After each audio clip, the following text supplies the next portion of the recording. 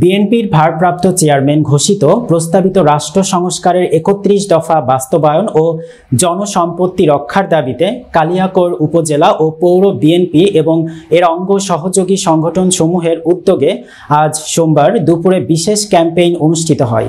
কর্মসূচিতে সভাপতিত্ব করেন পৌর বিএনপির সিনিয়র যুগ্ম সাধারণ সম্পাদক সাইজউদ্দিন আহমেদ।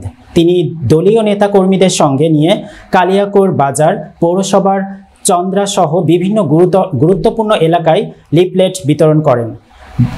বক্তব্যে তিনি বিএনপির প্রস্তাবিত ৩১ দফার গুরুত্ব তুলে ধরে তা দ্রুত বাস্তবায়নের প্রয়োজনীয়তার কথা উল্লেখ করেন।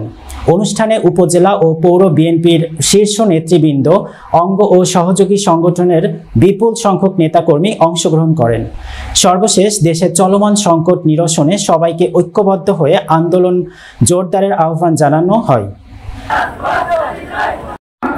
আজকে আমরা আনুষ্ঠানিকভাবে ৩১ দফা কর্মসূচি ঘোষণা করছি।